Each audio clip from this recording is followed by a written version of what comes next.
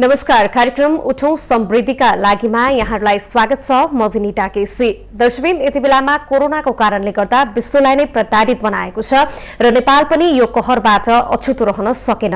2072 सालको महाभूकम्प पश्चात नेपाल आर्थिक सामाजिक रूपमा केही बामे सरिरहेको थियो। त्यसपश्चात यो सोच्दै नसोचेको महामारी रोगले विश्वलाई नै प्रताडित बनायो। नेपाल पनि यसबाट अहिले अछुतो नरहिरहँदाखेरि दिन प्रतिदिन संक्रमितहरू बढिरहनु र गत चैत्र 11 गतेदेखि सरकारले लकडाउन गरेको छ ताकि मुलुकमा यो संक्रमण नफैलियोस्, रोकथाम गर्ने हिसाबले लकडाउन गरिरहँदाखेरि अब बिस्तारै यो लकडाउनको समय पनि थपिरहँदाखेरि आम जनजीवनमा त्यसको प्रभाव पर्न थालेको छ र यति बेलामा यो कोरोनाको प्रभाव केवल आर्थिक रूपमा मात्रै नभई सामाजिक रूपमा पनि देखिन थालेको छ। स्वास्थ्य र शिक्षा क्षेत्रमा त झनै ठूलो असर पर्न थालेको छ।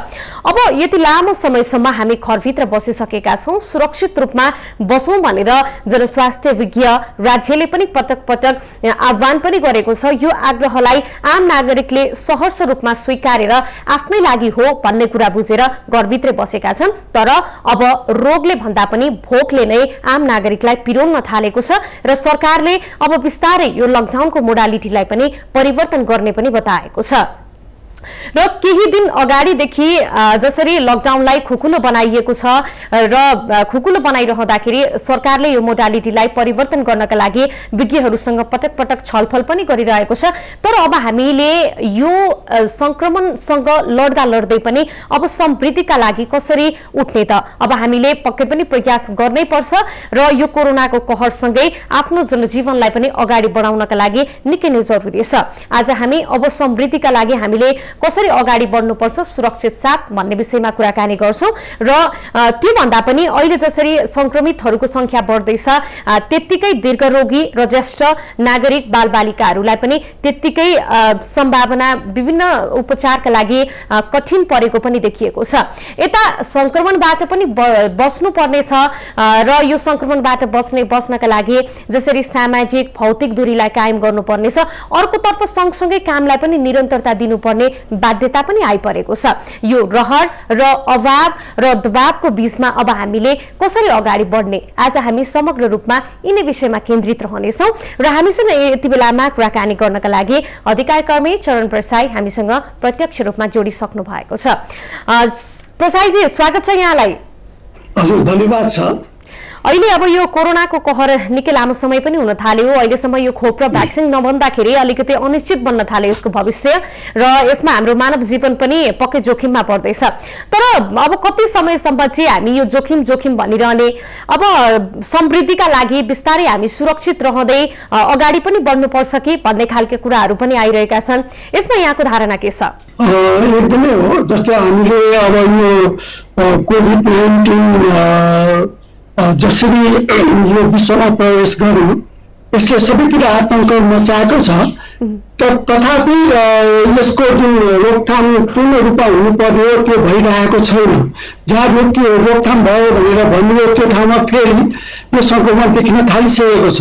त्यो कारणले गर्दाखेरि हामी सधैँभरि थुनिरहने, हाम्रो आर्थिक गतिविधिहरू सबै कुरा ठप्प पार्ने, मान्छेको यो गाँस बाँसको पनि अवस्था समाप्त हुने जुन अवस्थाहरू आइरहेको छ, यसबाट चाहिँ यसको निदान चाहिँ यो रोकथाम अथवा यो लकडाउनले गरेर मात्रै हुने हो होइन भन्ने कुराहरू चाहिँ वास्तवमा अहिले हाम्रो 2-3 महिनाको यो जुन अनुभव छ त्यसबाट देखाइसकेको छ।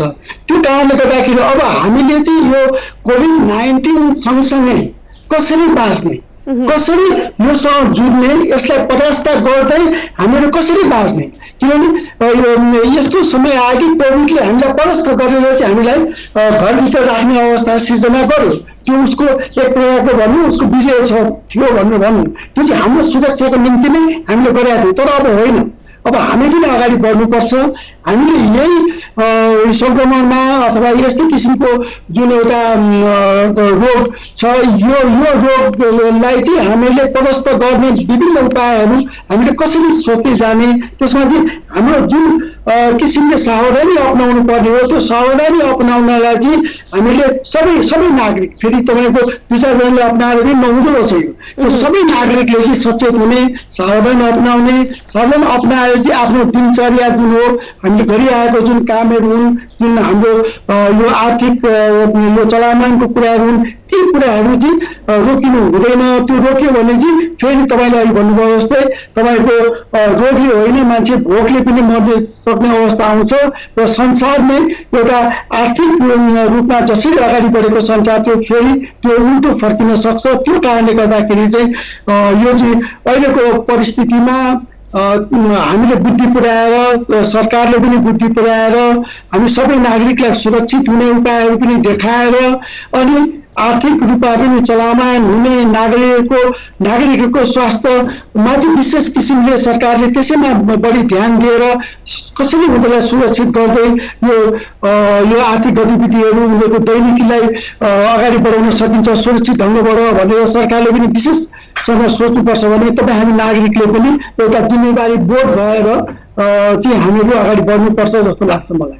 हजुर, अहिले जस्तै अब राज्य हाम्रो अभिभावक हो, सरकारले पनि प्रयास त गरिरहेको छ, तर जसरी यो कोरोनाकै लागि भनेर जति रकम अहिलेसम्म खर्च भएको छ, स्वास्थ्य सामग्री खरिद लगायत अन्य प्रकारमा जसरी यो खर्च भयो भनेर जुन रकम सरकारले देखायो त्यो पनि केही टिक्का टिप्पणी नै भयो। त्यसमा पनि सरकारले जसरी एउटा रणनीति ल्याएको छ, जसरी काम गरिरहेको छ, प्रयास गर्दै पनि सरकारले ढङ्ग पुर्याउन नजानेको हो कि जस्तो पनि देखिन थालेको छ। तपाईँ के भन्नुहुन्छ? यसलाई जसरी ह्यान्डल गर्यो त्यो अवश्य पनि कुनै पनि नागरिक चाहिँ सन्तुष्ट छ भनेर चाहिँ भन्ने अवस्था छैन।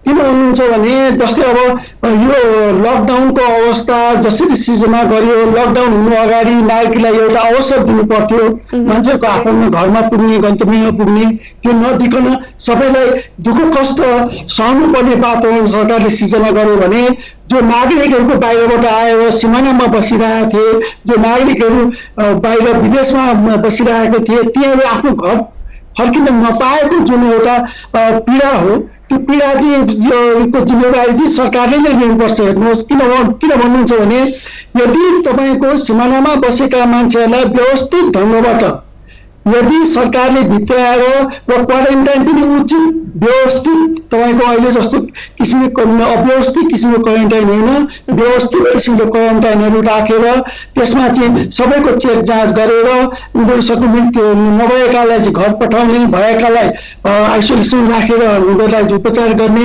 विधिहरू अप्नाएको भए, त्यस्तै बाहिरबाट आएका जुन नागरिक, बाहिर भएका जुन नागरिकहरू हुन् उनीहरूलाई समयमा लिएर आइदिएको भए उनीहरूले त्यहाँ बसुन्जेल जुन दुःखहरू पाए, उनीहरूले अलिकति भएको जुन पैसाहरू हो त्यो पैसाहरू पनि त्यही नै उनीहरूले सक्नु पर्यो र अहिले आउनलाई पनि जुन आर्थिक कठिनाइ छ त्यसमा पनि सरकारले जिम्मेवारी नलिएको अवस्थामा नागरिकहरूले जसरी दुःख पाइरहेका छन् यो अवस्थालाई चाहिँ सरकारले आउन नदिने त्यो वातावरण बनाउन सक्थ्यो अथवा उसको निर्णय गर्न सक्थ्यो, तर ऊ चुक्यो।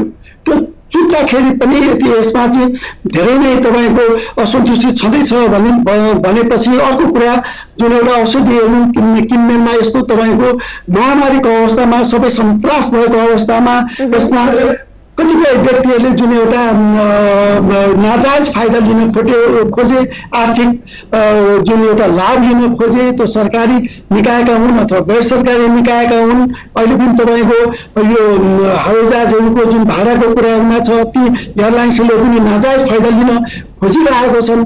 त्यो अब आवाज बाहिरबाट आउँदाखेरि अनि सरकार अलिकति पछि हट्ने अनि के भएछ भनेर चाहिँ हेर्ने र अलिकति तपाईँको त्यसमा के काम गर्ने, आवाज नआउँदाखेरि चाहिँ जस्तो गतिमा गइरहेछ त्यसरी जान दिने, मार्का परिरहन् भनेर जसरी सरकार अहिले त्यो सरकारको अवस्था देखिरहेको छ त्यो एकदमै ठिक छैन।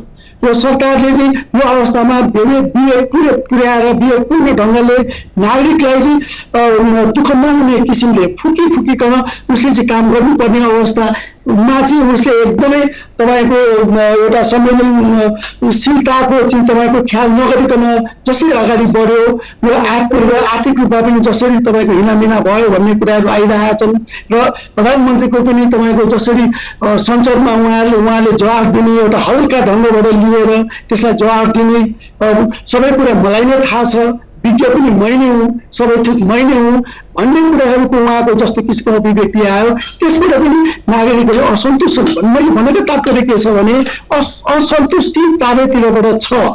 यो सरकारले बुझ्नुपर्छ। नागरिकहरूले सुरुदेखि नै सरकारलाई सहयोग गरेका छन्। त्यो सरकारले सहयोग गरेको चाहिँ नाजायज फाइदा सरकारले उठाउनु हुँदैन। त्यसको बदलामा नागरिकहरूलाई एउटा सम्मान दिनुपर्छ। उनीहरूले गरेको कार्यलाई चाहिँ सराहना गरेर अरू नागरिकलाई सुख सुविधा हुने किसिमको एउटा वातावरण गर्ने, काम गर्ने किसिमको कामहरू अगाडि बढाउनुपर्छ भन्ने हाम्रो मान्यता हो। हजुर, अब यहाँले भन्नुभयो जस्तो यो नागरिकै बारेमा सोचेर सरकारले अलिकति ढङ्ग पुर्याएर काम गर्दा अगाडि बढ्दाखेरि जस्तो अहिले मुख्य कुरा उठेको परीक्षणकै विषयमा छ। अझ परीक्षणमा पनि हामीले लामो समयदेखि नै भयो होइन, जस्तो आरडिटी भन्दा पिसिआर परीक्षणलाई नै प्राथमिकता दिउँ भन्ने कुराहरू पनि यो जनस्तरबाट पनि उठ्न थालेका छन्। अर्को कुरा WHO को मापदण्ड अनुसारकै क्वारेन्टाइन पनि निर्माण गर्न नसक्नु, या भनौँ ल त्यो मापदण्ड अनुसार जान नसक्दाखेरि पनि ल कमी कमजोरी रहँदा पनि एउटा सामान्य नागरिक त्यहाँ बस्दाखेरि थप संक्रमित नहोस् भन्नतर्फ त सरकार सजग हुन सक्थ्यो नि त। त्यो पनि त्यो मापदण्ड पनि नपुगेको कुरा। अर्को कुरा जस्तो यो रोगलाई इम्युनिटी पावरसँग जोडिरहँदाखेरि अब त्यहाँनिर गएर बसेका युवाहरू लगायत जो अलिकति लड्न सक्छन् यो रोगको भाइरस विरुद्ध तिनलाई त ठिकै छ, तर ज्येष्ठ नागरिकहरू पनि त्यहाँ गएर बस्दाखेरि चाहिँ उनीहरूमा चाहिँ अलिकति सामाजिक र सुरक्षा चुनौती पनि मुख्य चाहिँ उनीहरूमा देखिएको हो कि जस्तो पनि देखियो के? हो, एकदमै हो। तपाईँले जुन भन्नुभयो जस्तै अब यो प्राय धेरै मुलुकबाट चाहिँ यो आरडिटी परीक्षण चाहिँ तपाईँको रिजेक्ट गरेको अवस्था हो। यो चाहिँ तपाईँको सफल हुँदैन, यो चाहिँ अस्वीकार गरेको अवस्थामा नेपालमा चाहिँ धमाधम यही आरडिटी नै किन्ने, अब यसैबाट तपाईँको चेक जाँच गर्ने, त्यसको चेक जाँच गरिसकेपछि फेरि सङ्क्रमित भएको पिसिआरबाट फेला पर्ने जस्तो स्थिति जुन आएको छ, त्यसलाई चाहिँ यो आरडिटी परीक्षण नगर भनेर चाहिँ युवाहरू नागरिकहरू चाहिँ सडकमा उत्रिनु पर्ने। हेर्नुहोस् त, यो जस्तो लाजलाग्दो कुरा के हो? सरकारले आफै बुझ्नुपर्ने कुरा होइन यो। सरकारले आफै यो चाहिँ तपाईँको सबैतिरबाट अस्वीकार भएको यो जुन विधि हो यसमा चाहिँ हामी लिँदैनौँ, हामी यसबाट विधिबाट चाहिँ परीक्षण गर्दैनौँ भनेर सरकारले आफै अस्वीकार गर्नुपर्ने हो। तर खरिद भएका भएछन्, परीक्षण भएका छन्, अनि आवाज उठिसकेपछि अनि त्यसमा चाहिँ अलिकति सजग भएको जस्तो कुरा गर्ने। तपाईँले भने जस्तै अब क्वारेन्टाइनको जुन कुराहरू छन्, त्यो क्वारेन्टाइन भन्ने ठाउँ त के हो भन्नुहुन्छ भने त्यो सरकारको निगरानीमा रहेको ठाउँ, सरकारको सुरक्षामा रहेको त्यो क्वारेन्टाइन स्थल हो।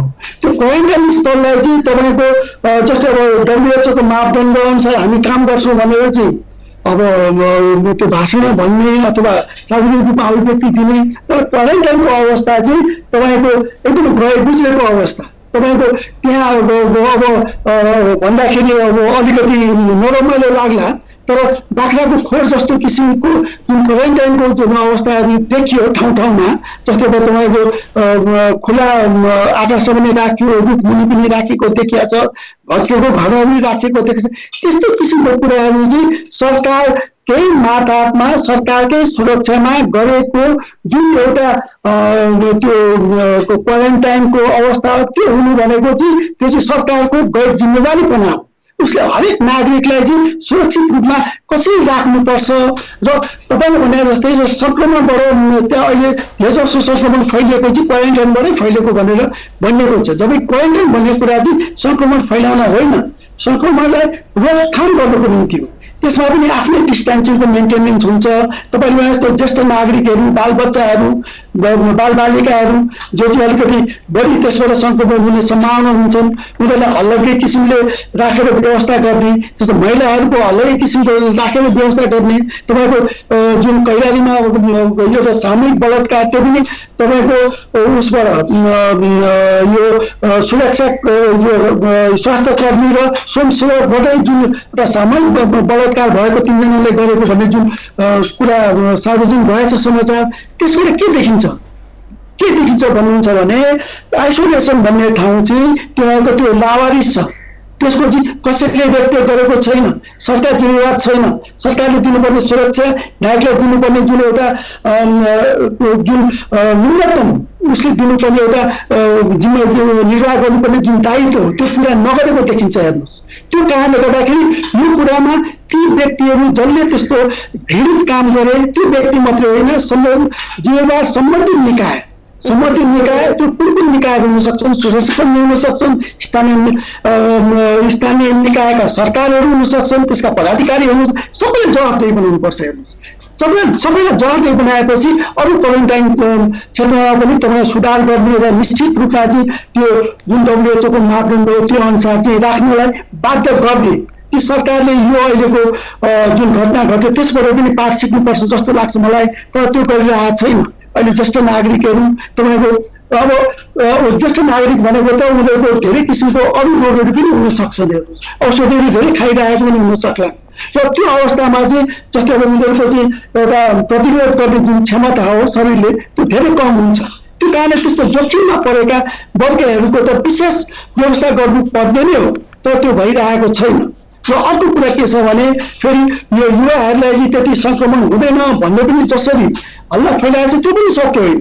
अहिले जति पनि युवाहरू संक्रमण भइरहेको छ धेरै युवाहरू मात्र देखिरहेको छ। चाहे युवा लाग्ला, हामीले चाहिँ अलिक युवा भएको कारण हामीले लाग्दैन भनेर उनीहरूले अलिकति बेपरवाही गरेको पनि हुन्छ, लापरवाही गरेको पनि हुनसक्छ।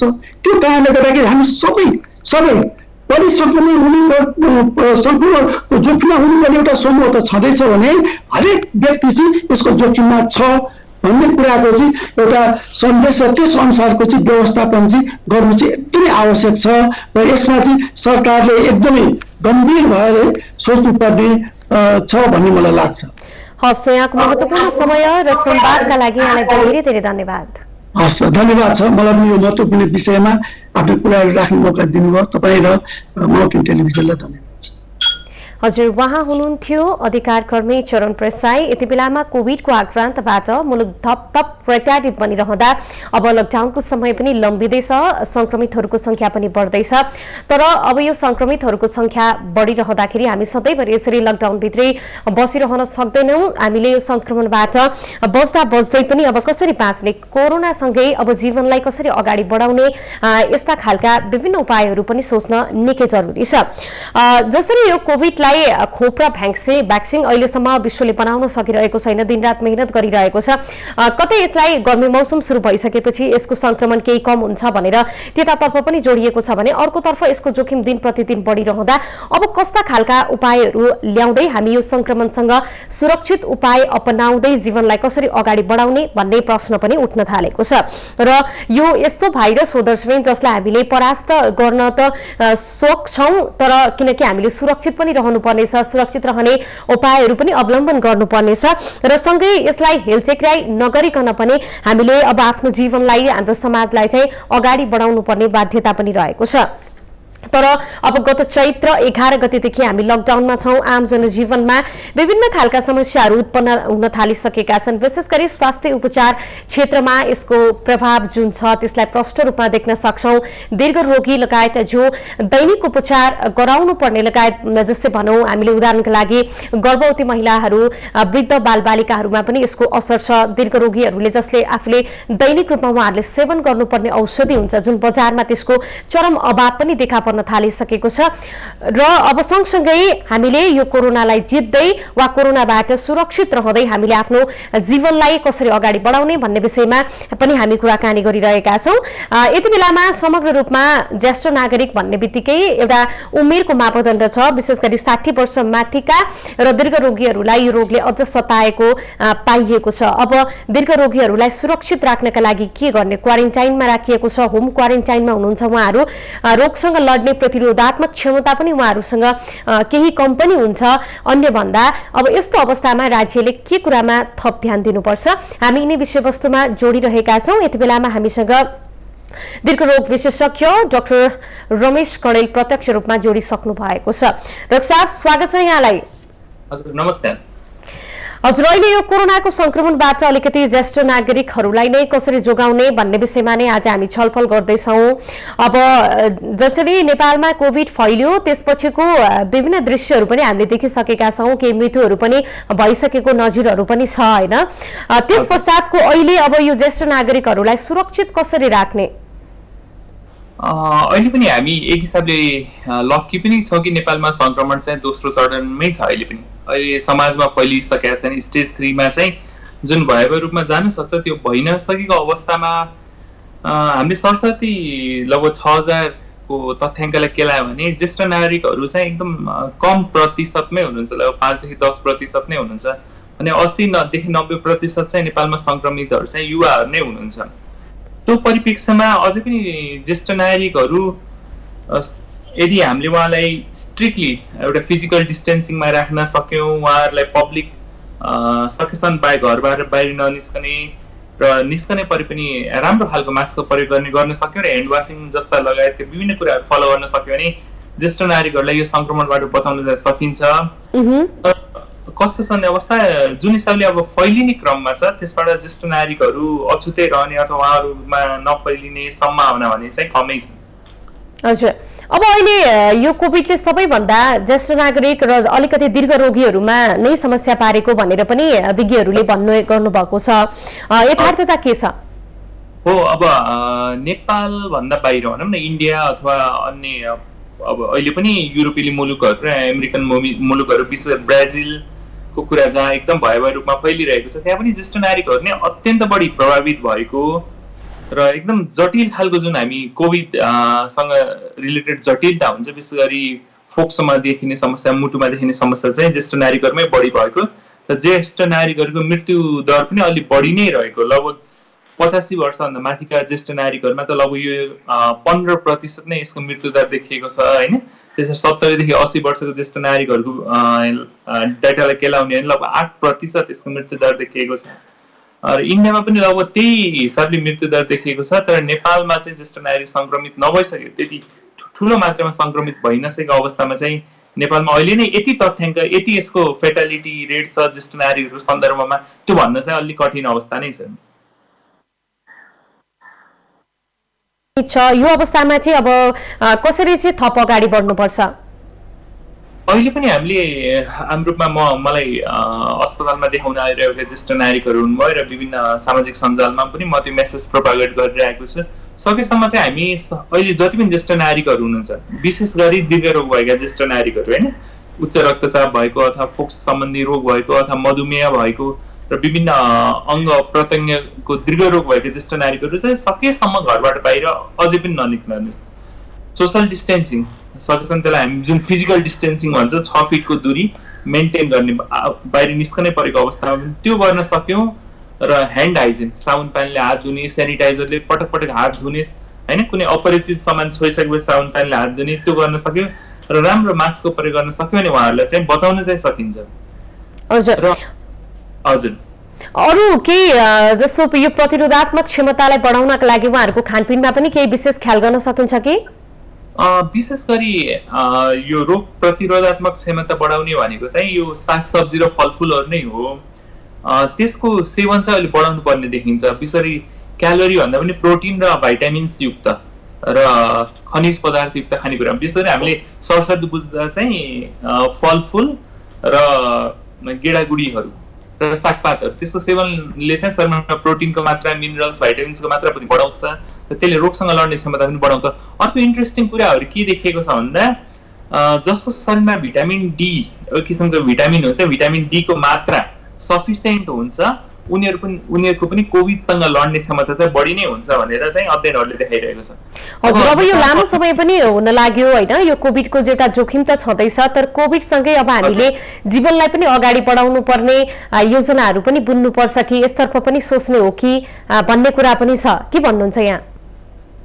हो, अब जहाँसम्म हामी ज्येष्ठ नागरिक रोग विशेषज्ञले हेर्दा पनि यो कोभिडको साइकल चाहिँ जबसम्म यो कोभिड विरुद्धको खोप सहज रूपमा उपलब्ध हुँदैन तबसम्म कोभिड चाहिँ रहिरहन्छ। कोभिड 1-2 महिनाको अरू लकडाउन थपेर हराउने जस्तो पनि देखिँदैन। किनभने जाडो मौसममा सुरु भयो, अहिले गर्मी र ह्युमिडिटी बढी हुँदा हुँदै पनि जुन हिसाबले फैलिएको छ, अब यसपछि आउने भनेको फेरि कम टेम्परेचर नै हो, जाडो नै हो भने यो साइकल चाहिँ थ्रु आउट द इयर नै रहिरहनेछ। र जबसम्म भ्याक्सिन जुन आउन पनि अझ 1-1.5 वर्ष लाग्ने देखिन्छ, त्यो बेलासम्म चाहिँ हामी सोसल आइसोलेसनको कुरा छ, सोसल डिस्टेन्सिङको कुरा छ, मास्कको प्रयोग छ र हात धुने, यो नै हो कोभिडको लागि क्योर भनेकै यसको प्रिभेन्सन हो। हामी कोभिडबाट बच्न सक्नु नै यसको उपचार हो भनौँ न। त्यही भएर यी कुराहरूलाई, यी मन्त्रहरूलाई फलो गर्यो भने चाहिँ हामीले आफूले पनि सुरक्षित राख्न सक्छौँ, आफ्नो घर परिवारमा रहेका ज्येष्ठ नागरिकहरूलाई पनि सुरक्षित चाहिँ राख्न सक्छौँ। हस्, यहाँको महत्त्वपूर्ण समय र विचारका लागि धेरै धेरै धन्यवाद यहाँलाई। समय मिल्छ भने एउटा कुरा चाहिँ एड गर्न मिल्छ? हजुर हजुर, हिजो चाहिँ ब्रिटेनमा भएको एउटा ट्रायल थियो।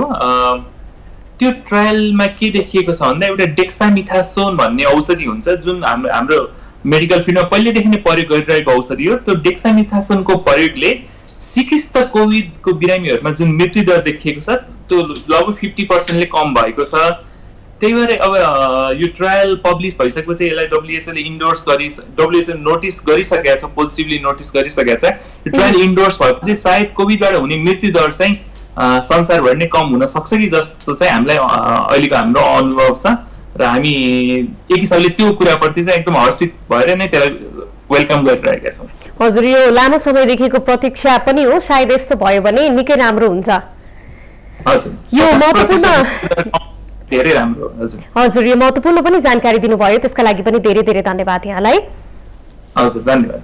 उहाँ हुनुहुन्थ्यो दीर्घरोग विशेषज्ञ डाक्टर रमेश कडेल। उहाँले जाँदा जाँदा एउटा निकै राम्रो कुरा पनि हामीलाई सेयर गरिसक्नु भएको छ। कोभिडको खोप र भ्याक्सिन पाउनका लागि यति बेलामा विश्व नै प्रतीक्षारत छ, किनकि संक्रमितको संख्या दिन प्रतिदिन बढिरहेको छ। नेपालमा पनि 6500 भन्दा बढी संक्रमितहरू अब देखा पर्न थालिसकेका छन्। सरकारले यसको परीक्षणको दायरालाई थप बढाएको छ, तर स्वास्थ्य सामग्रीको गुणस्तरीयता, खरिदमा अनियमितता लगायत यस्ता धेरै कुराहरू पनि जोडिएर आएका छन्, जसले टीका टिप्पणीका विषय पनि बन्ने गरेको छ।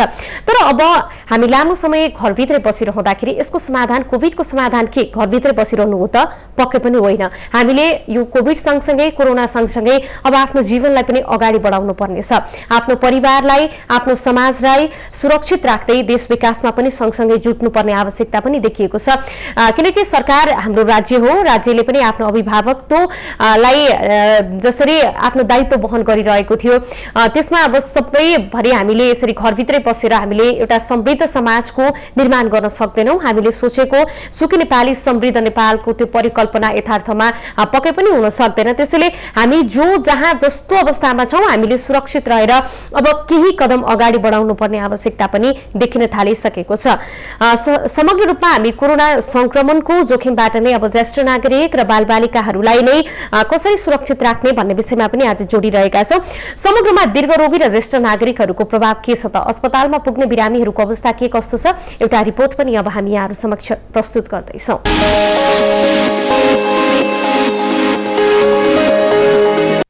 पछिल्लो तथ्याङ्क अनुसार करिब 11,53,000 दीर्घरोगी रहेका छन्। श्वास प्रश्वास, मुटु रोग, मृगौला रोग, मधुमेह, उच्च रक्तचाप, क्यान्सर लगायतका दीर्घरोगीका बिरामी छन्। सामान्य अवस्थामा समेत दीर्घरोगीहरूले उपचार र औषधि सेवनको अभाव हुँदै आएको थियो। पछिल्लो चरणमा कोरोनाको कहरले छपक्कै पारेपछि दीर्घरोगीका समस्या बुझ्ने फुर्सद कसैलाई देखिएको छैन। विश्व स्वास्थ्य संगठनको तथ्याङ्क अनुसार कोरोनाबाट मृत्यु हुनेहरू मध्ये 13% को हाराहारीमा दीर्घ रोगसँग सम्बन्धित छन्। कोरोनाको कारण मर्नेहरूमा 2% मुटु रोग, 9% मधुमेह, 8% उच्च रक्तचाप, 8% श्वास प्रश्वास र करिब 8% क्यान्सर पीडित छन्। नियमित औषधि उपचार नपाउँदा दीर्घरोगी उच्च जोखिममा छन्। रोग प्रतिरोधी क्षमता कमजोर हुने समूहका व्यक्ति उच्च जोखिममा रहेको भन्दै विज्ञले सचेत गराइरहेका छन्।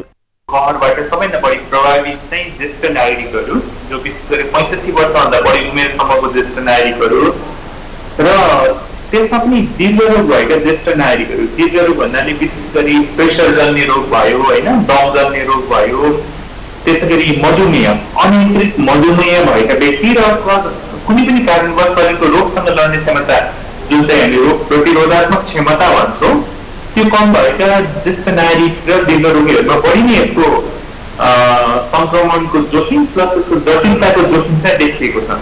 मृगौला रोगीले सातामा 2 पटक नियमित डायलिसिस गराउनु पर्ने हुन्छ। बिरामी बन्दाबन्दीले अस्पताल पुग्न निकै कठिन छ। बल्ल तल्ल अस्पताल पुग्नेहरूलाई पनि विभिन्न बहानामा सेवा नपाउँदा फर्कनु परेको छ। उपचारमा समस्या भएपछि चिकित्सकहरूले बिरामीलाई फोनबाटै परामर्शबाटै टार्दै आएका छन्। अस्पताल नपुगी नहुने बिरामी मात्र अस्पताल धाउने गरेका छन्। शल्यक्रियादेखि केमो गर्न समेत अस्पतालमा समस्या बढेको छ। अस्पतालले जनरल सेवा सुरु नगर्दा प्रशासनले सेवा छिट्टै सुरु हुने आश्वासन दिँदै आएको छ। तर अस्पतालमा जनरल सेवा सुचारू नहुँदा नारायणी अस्पतालका बिरामीले शास्ति खेप्नु परेको छ। 1.5 वर्ष 2 वर्ष भयो डायलिसिस गरिरहेको।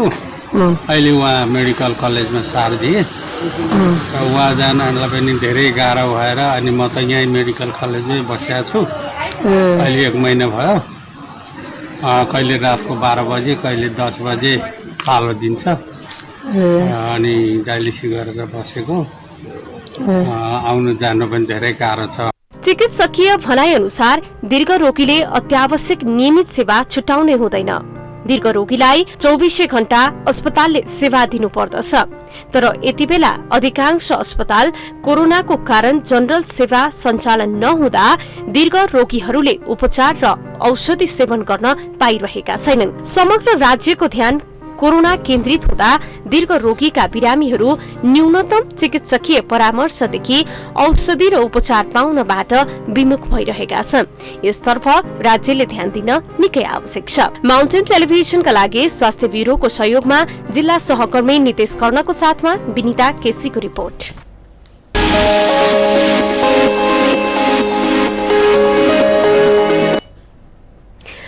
हामी उठौं समृद्धिका लागि भन्ने विषयमा पनि आज जोडिरहेका छौं, किनकि लकडाउनको प्रभाव हामी लामो समयसम्म खेपिरहँदा अब समृद्धिका लागि हामीले संक्रमणसँग बस्दा बस्दै पनि कसरी जीवनलाई पनि सँगसँगै अघि लैजाने भन्ने विषयमा पनि केन्द्रित बनिरहेका छौं र सँगै यो संक्रमणमा अहिले सबैभन्दा बढी ज्येष्ठ नागरिकको सुरक्षामा नै अलिकति चुनौती देखा परेको छ। यसलाई कसरी सम्बोधन गर्न सकिन्छ, ज्येष्ठ नागरिकहरूलाई कसरी सुरक्षित राख्न सकिन्छ भन्ने विषयमा पनि विज्ञहरूको सुझाव पनि हामी लिइरहेका छौं। आदरणीय दर्शकवृन्द, जस्तो कोरोना भाइरसको संक्रमण जसरी फैलिँदै गयो, दीर्घ रोगी र ज्येष्ठ नागरिक यसको मर्कामा परेका छन्। दीर्घ रोगीले दैनिक रूपमा सेवन गर्नुपर्ने औषधि भारत लगायत तेस्रो मुलुकबाट आयात हुन्छ र केही नेपालमा पनि बन्ने गर्छन्, उत्पादन हुने गर्छन्। तर जसरी लकडाउन भइसकेपछि ती औषधिहरू पर्याप्त मात्रामा नआउँदाखेरि केही कठिन पक्कै पनि भएको छ। अस्पतालमा जाने बिरामीहरूसँग हामीले रिपोर्टिङ गर्ने क्रममा पनि यस्तो समस्याहरू उहाँहरूले हामीहरूसँग गुनासो गर्नुभएको पनि प्रत्यक्ष रूपमा भेटाएका छौं। 60 वर्षभन्दा माथिका दीर्घ रोगीहरू कोरोनाको उच्च जोखिममा पर्ने भनेर विश्व स्वास्थ्य संगठनले पनि प्रष्ट रूपमा भनिसकेको छ र यो रोगसँग लडिरहेका जो 60 वर्ष माथिका व्यक्तिमा रोगसँग लड्ने क्षमता पनि निकै कम हुने भएकाले उनीहरूको अलिकति एक्स्ट्रा ख्याल राख्नुपर्नेमा विज्ञहरूले पनि जोड दिएका छन्।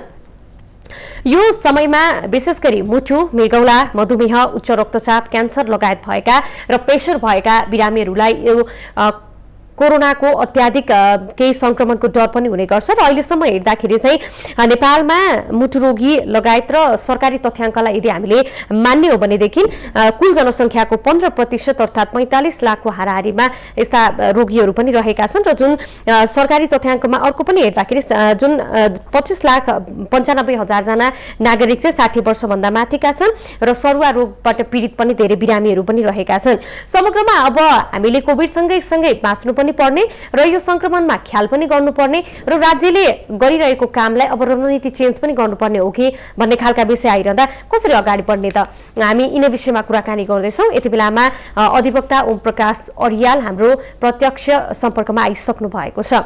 अर्यालजी, स्वागत छ यहाँलाई। नेपालको संविधानलाई हामीले हेर्यौं भनेदेखि त्यहाँ मौलिक हकका विषयमा पनि धेरै कुरा प्रष्ट रूपमा लेखिएको छ। अहिले यो कोभिडलाई पनि हामीले हाम्रो मौलिक अधिकारका रूपमा कसरी जोड्न सक्छौं र राज्यले ध्यान दिनुपर्ने कुरा के हो, यिनै विषयमा जोडिरहेका छौं। अधिवक्ता ओम प्रकाश अर्याल हामीसँग प्रत्यक्ष रूपमा आइसक्नु भएको छ। अर्यालजी, स्वागत छ यहाँलाई। धन्यवाद।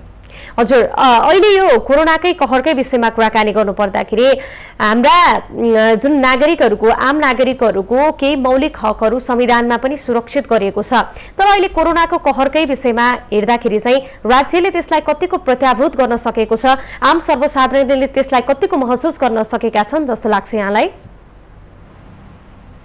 अब राज्यले गरेको सम्बन्धमा हेर्दाखेरि अब राज्यको यो जुन चुस्त हुनुपर्ने थियो र उसको जुन प्राथमिकतामा त परेकै छ, तर उसको कार्य सम्पादन चुस्त हुनुपर्ने थियो, त्यो हुन सकेको देखिँदैन। अब यो संविधानमा अब यो स्वास्थ्यको अधिकारको कुराहरू छ, जुन यो चाहिँ संक्रामक रोगको नियन्त्रण गर्ने कुराहरू, विपदको व्यवस्थापन गर्ने कुराहरू हैन, अनि अब यो चाहिँ अब एउटा चाहिँ रोगसँग रोग लाग्न नदिने, रोगको उपचार पाउने कुरा एउटा छ भने अर्को चाहिँ यो लकडाउनले जुन प्रभाव पारेको छ, त्यो लकडाउनले पारेको प्रभावबाट चाहिँ कसरी फेरि सुरक्षित हुने त भन्ने सम्बन्धमा यो राज्यको चाहिँ अब तीनवटा खास अहिले त तीन तहका सरकारहरू छन्, राज्यका विभिन्न चाहिँ अरू अङ्गहरू पनि छन्, यी सबैले चाहिँ प्रभावकारी रूपमा काम गर्नुपर्ने, तर चाहिँ त्यो देखिएको छैन। अहिले संक्रमण बढ्दै गरेको कारणले पनि त्यही महसुस हुन्छ। कति मान्छेहरू सीमामा अल्पत्र छन्, त्यही कुरा देखिन्छ। क्वारेन्टाइनहरू एकदम अव्यवस्थित छन्, त्यो कुरा देखिरहेकै छ। यही बीचमा चाहिँ अरू पनि अपराधका घटनाहरू भइरहेका छन्। यो सबै कुराहरू हेर्दाखेरि प्रभावकारी चाहिँ देखिएको छैन अहिले। हजुर, अब राज्यले चाल्नुपर्ने कदम चाहिँ के हो? राज्यले चाल्नुपर्ने कदम अब प्राथमिकतामा राख्नु पर्यो पहिलो कुरा, अनि प्राथमिकतामा कागजमा नीतिमा त राखियो, तर त्यसलाई सम्पादन गर्ने क्रममा अब राज्य अहिले जसले सञ्चालन गरिरहनु भएको छ उहाँहरूले आफ्नो स्वार्थ अथवा आफूसँग जोडिएका स्वार्थ समूहहरूको हितलाई भन्दा पनि यो चाहिँ नागरिकहरू मध्ये पनि जो सबभन्दा बढी जोखिममा छ, जुन वर्ग बढी जोखिममा छ त्यसलाई हेरिदिनु पर्यो। अब के देखिन्छ भने राज्यले पनि सुनवाई चाहिँ अब यो एकदम गरिब वर्ग जो चाहिँ सबभन्दा गरिब वर्ग छ अथवा निम्न मध्यम वर्गीय छ उनीहरूको कुरा नसुन्ने, जब मध्यम वर्गीयहरूले चाहिँ बोल्न थाले भने उच्च वर्गहरूले बोल्न थाले भने मात्रै राज्यले सुन्ने देखिन्छ। यो कुरा हामीले प्रष्ट अनुभूति गरिसकेका छौँ। त्यो सबभन्दा त्यो गरिब र असहाय वर्गलाई मर्का परेको राज्यले नसुनिदिने, अब एकैचोटि मध्यम वर्गहरू सडकमा आयो, त्योभन्दा पनि अब धनी वर्गहरूले चाहिँ असन्तुष्टि जाहेर गर्यो भने राज्यले बल्ल सुन्ने जुन कुरा छ यो देखिन्छ। अहिले पनि त्यही देखिया छ। यो कुरा चाहिँ उचित भएन। भोलि चाहिँ यस्तै हो भनेदेखि त भयावह परिस्थिति आउँछ। परीक्षणको दायरालाई पनि अलिकति आरडीटीलाई भन्दा पीसीआरलाई नै थप ध्यान दिनुपर्ने भन्ने आवश्यकता पनि देखिन थालेको छ, तर राज्य त्यति गम्भीर नभएको हो कि जस्तो पनि देखिन थालेको छ। हजुर, अवश्य पनि हो। यो आरडीटी को त्यति विश्वसनीयता भएन। फेरि आरडीटी ले जाँच्ने भनेको एन्टिबडी हो। एन्टिबडी चाहिँ विकास हुनको लागि 10 देखि 14 दिनसम्म लाग्छ भनेको छ, तर 10 दिन अगाडि नै पनि अब मान्छेले संक्रमण सार्न सक्छ एकले अर्कोलाई। फेरि कतिपय चाहिँ आरडीटीबाट नेगेटिभ देखिएको मान्छेहरू पनि पछि पोजिटिभ देखिएको छ फेरि पीसीआरमा। त्यसकारणले आरडीटी भनेको खालि एउटा चाहिँ अनुसन्धानको प्रयोजनको लागि, एउटा निगरानीको प्रयोजनको लागि सम्म होला, तर त्यो उपचारसँग सम्बन्धित कुराहरू डायग्नोस्टिक प्रयोजनको लागि चाहिँ उपयोगी त्यो होइन र विश्व स्वास्थ्य संगठनले पनि त्यसलाई चाहिँ खालि एउटा अनुसन्धानको प्रयोजनको लागि मात्रै प्रयोग गर, पेसेन्ट केयरको लागि चाहिँ प्रयोग नगर भनेर उसले पनि भनिसकेको अवस्थामा नेपाल सरकारले चाहिँ त्यो आरडीटीलाई नै बढावा दिने गरी अझ निजी अरू हस्पिटलहरूले पनि त्यो सम्बन्धी परीक्षण गर्ने गरी त्यसलाई चाहिँ प्रोत्साहन दिइरहेको देखिन्छ। विदेशबाट पनि तिनै कुराहरू झिकाइरहेको छ, खरिद गरेको छ। कतिपय त त्यो चौमनीले ल्याएकोमा समस्या पनि देखियो। यो कुरालाई होइन कि अब पीसीआरलाई नै ध्यान दिनु पर्यो सरकारले, पीसीआरलाई व्यापक बनाउनु पर्यो, पीसीआर धेरैभन्दा धेरै चाहिँ जाँच गर्नु पर्यो र चाहिँ त्यसपछि अब त्यो एउटा चाहिँ लकडाउनको सम्बन्धमा लकडाउनको अवधि मात्रै बढाएर भएन नि, पीसीआरको चाहिँ व्यापक मात्रामा बढाउनु पर्यो र चाहिँ क्वारेन्टिनलाई राम्रोसँग व्यवस्थापन गर्नु पर्यो। अनि नागरिकलाई जुन असर परेको कुरा छ लकडाउनबाट त्यसमा फेरि उसको वितरण प्रणाली जुन राज्यले दिने सेवा सुविधाहरू हो त्यसलाई पनि एकदम चुस्त र प्रभावकारी बनाउनु पर्यो भन्ने कुरा हो। यस्ता कुराहरू अदालतमा पनि गइसकेको अवस्था छ। अदालतले पनि पटक पटक आदेश दिइसकेको छ। त्यसकारणले यी कुरालाई ध्यान दिनु पर्यो भन्ने नै हो। अब अहिले नै भन्दाखेरि जसरी बाहिर रहेका अलपत्र परेका नागरिकलाई अब अदालतले ल्याउनु हैन उनीहरूको उद्धार गर्नु भनेको छ, तर यता राज्यले चाहिँ अब सकिँदैन भनेर हात उठाइसकेको अवस्था पनि छ। यसले गर्दाखेरि अलिकति राज्य कतिको गम्भीर छ आफ्ना नागरिकहरूप्रति भन्ने प्रश्न पनि रेज भयो नि। अवश्य पनि हो, राज्य नागरिकप्रति गम्भीर भन्नुपर्छ र राज्यले विभेद पनि गर्नुहुन्न। सुरुमा चाइनाबाट ल्याएकोलाई निशुल्क ल्यायो र पछि अहिले चाहिँ पैसा तिरेर ल्याउने व्यवस्था गर्दैछ। जो कमजोर एउटा चाहिँ खास गरेर कामदार वर्गहरू छ, पहिला चाइनाबाट कामदार भन्दा पनि अरू खालको स्टुडेन्टहरूलाई ल्याएको खास गरेर त्यतिखेर, र अहिले कामदारहरूको लागि चाहिँ त्यो चाहिँ एकदम चर्को भाडामा लिइरहेको छ। भाडा पनि सामान्य होइन कि बढी तोकिरहेको अवस्था छ। यो कुरा एकदमै खेदपूर्ण कुरा छ। यो यस्तो गर्न मिल्दैन र कम्तीमा पनि अब ल ठिक छ, पहिला चाइनाबाट ल्याउँदाखेरिको अवस्थामा सरकारले आकलन गर्न सकेन। धेरै मान्छे, अब संख्या पनि त्यतिखेर धेरै थिएन र सुरुको अवस्था थियो। एक किसिमको सन्देश दिनको लागि गर्यो भन्ने ठान होला, ठिकै छ। अब अहिले चाहिँ लाखौं मान्छेहरूलाई उद्धार गर्ने कुरा अब निशुल्क ल्याउन सक्छ कि सक्दैन। फेरि निशुल्क ल्याउनु पर्ने भनेको जो कमजोर वर्ग जो आफैले खर्च गर्न सक्दैन उनीहरूको लागि त ठिकै छ। फेरि सबैलाई निशुल्कमा ल्याउने कुरा अब राज्यको फेरि क्षमताले धान्छ कि धान्दैन भन्ने कुरा पनि छ। त्यसकारणले जो चाहिँ असहाय वर्ग छ, विदेशमा अल्पत्र परेको, उनीहरूको लागि चाहिँ निशुल्क पनि ल्याउनु पर्ने हुन्छ। त्यो व्यवस्था गर्नु पर्यो र जो आफैले खर्च गरेर आउन सक्ने क्षमताको पनि हुनुहुन्छ भनेदेखि उहाँहरूलाई एकदमै उचित भाडा दरमा नेपालको चाहिँ सरकारी प्लेन नै पठाएर नेपालमा फेरि व्यवसायीहरूलाई चाहिँ यही बेलामा पोस्ने काम चाहिँ गर्नु भएन। एकदम धेरै ठुलो आरोप लागेको छ। यिनै कुराहरू पनि फेरि भोलि सडकका विषय बन्छन्। त्यसकारणले सरकारी चाहिँ जहाजबाटै ल्याउनुपर्छ अहिले। अब अन्तमा अहिले अब यो कोरोना सँगसँगै जीवनलाई पनि अगाडि बढाउने हो कि भन्नेतर्फ पनि सोच्न थालिएको छ। यहाँको सुझाव के छ?